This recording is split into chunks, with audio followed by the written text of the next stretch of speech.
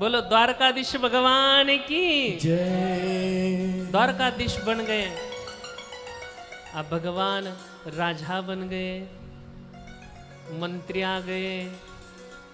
भगवान सोचने लगे मेरे पास अभी माल आ गया, मंत्री आ गए, सब कुछ आ गया, लेकिन मेरे पास रानी नहीं। राजा तो बने, रानी नहीं। बोले रानी लेकर आना है। भगवान यहाँ पर ऐसे सोच ही रहे थे तो विदर्भ की कन्या, राजा भीष्मक की कन्या, यहाँ पर रखमाई का विवाह शिशुपाल के साथ तय हो गया। और शिशुपाल का और रखमाई का विवाह की तैयारी शुरू हो गई। रखमाई का बंधु रुक्मी सोच रहा है कि रुक्माई का विवाह जब शिशुपाल के साथ होगा तब मैं भी एक बलशाली राजा बनूंगा। इसीलिए इसी उद्देश्य के कारण रुक्मिणी का विवाह शिशुपाल के साथ तय कर दिया। लेकिन रुक्मिणी सोचती है, बोले वरु तो आपको ही वरु, नहीं तो कुमारी रह जाओ। बोले भगवान आपके लिए हम आ गए हैं और आप नहीं पति बन गए तो। फिर रखमाई ने पत्र लिखने के लिए कागज और पेन ले लिया और पत्र लिखने लगे। 7 श्लोक का पत्र लिखा। उसे रुक्मिणी स्वयंवर कहते हैं। किसी बेटी की शादी नहीं हो रही है तो रुक्मिणी स्वयंवर पढ़ाओ तो अच्छे घर में शादी हो जाएगी। और रखमाई ने कौन सा प्रयोग किया कि रखमाई पार्वती मैया के मंदिर में गई और पार्वती मैया को प्रार्थना करने लगी कि हे पार्वती मैया, मेरी शादी होनी है तो बस कन्हैया के साथ होनी चाहिए।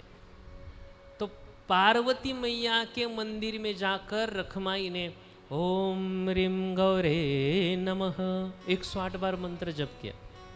किसी बेटी की शादी नहीं हो रही ना तो ओम ह्रीं गौरे नमः 108 बार मंत्र जप करो।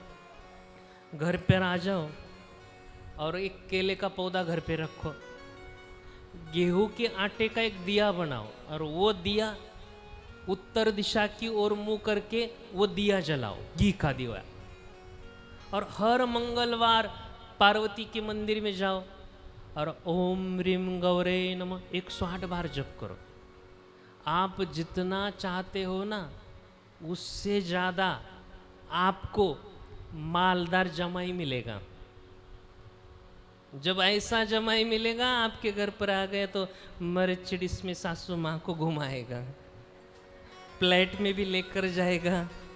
चलो सासू माँ को अमेरिका दिखाकर वापस लाते हैं, ऐसा जमाई मिलेगा। तो ये मंत्र जप करने के बाद, नहीं तो मंत्र जप के पढ़ने के लिए नहीं मिलेगा। तो ये रखमाई ने ये किया था। रखमाई ने जब ये रखमाई सोच रही है, 7 श्लोक लिख के पहले श्लोक में लिखा कि भगवान मैं आपकी तो होने वाली हूँ, चाहती हूँ, लेकिन मेरे पास कोई दहेज नहीं है।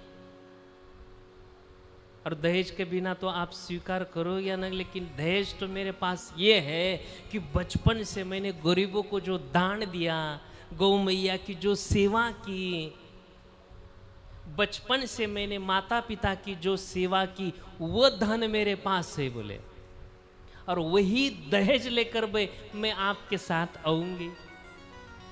रुक्माई ने दूसरे श्लोक में लिखा कि कन्हैया, बोले आप तो हमारे सर्वस्व हो, आपके बिना हम रह नहीं सकती।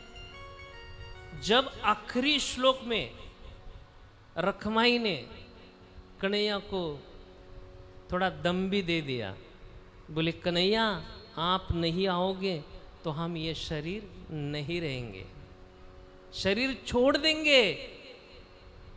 आपको आना है तो आओ, हमारा शरीर धरती पर चले जाने की आपकी इच्छा है तो मत आओ। मतलब दम भी दे दिया भगवान को।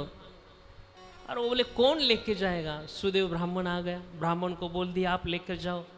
तो ब्राह्मण देवता द्वारका में पहुंच गए ये 7 श्लोक का पत्र लेकर और भगवान के हाथों में दे दिया। बोले भगवान ये रखमाई ने पत्र भेजा है, भगवान ने जैसे ही पत्र सुदामदेव को पढ़ने के लिए कहा तो सुदामदेव ब्राह्मण ने यह पत्र पढ़ा।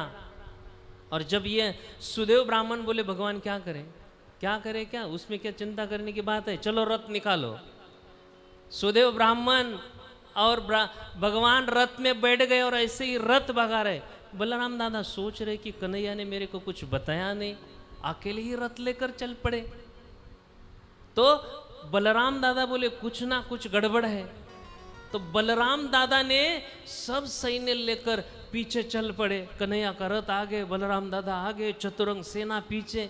और जैसे ही चल पड़े तो रुक्माई ने बता दिया था कि हम पार्वती के मंदिर में आएंगे और वहीं से हमें उठा लेना, बोले पहले से ही तय कर दिया था। तो रुक्माई पार्वती मैया के दर्शन के लिए निकल पड़ी।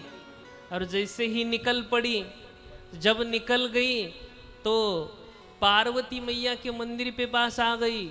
शिशुपाल ने वहां पर बड़े बड़े शस्त्रधारी, बड़े बड़े योद्धा राज्य रखे थे, लेकिन रुक्माई ने अपना घूंघट कभी उठाया नहीं था।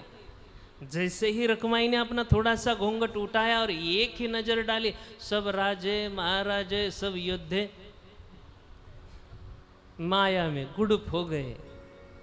तो जैसे ही भगवान आ गए और रुक्माई बोले आप हरण कर लो। मैंने वो मंदिर देखा, वो खिड़की भी देखी जहां से रुक्माई कूद गई थी, कूद गई, भगवान के रथ पर चढ़ी। तब तक ये शिशुपाल को बात पता चली, रुक्मी को पता चली और वो सब सेना लेकर भाग गए। भगवान ने सबके साथ बड़ा युद्ध किया और युद्ध करते करते रुक्माई को लेकर द्वारका में पहुंच गए। तब तक बलराम दादा ने सभी रुक्मी को बंदिस्त बना दिया, शिशुपाल को बंदिस्त बना दिया। तब तक भगवान द्वारका में पहुंच गए। जैसे ही पहुंच गए तो सबको निमंत्रण दिया। वराहडी मंडल को बता दिया कि बोले आप थोड़ा जल्दी आना, क्योंकि जल्दी भी शादी होने वाली है, शादी में निमंत्रण देने के लिए समय नहीं। जिनको निमंत्रण पहुंच गए वो सब ऋषि मुनि जपी तपी योगी आई और गोकुल की गोपियां भी यहाँ पर आ गई।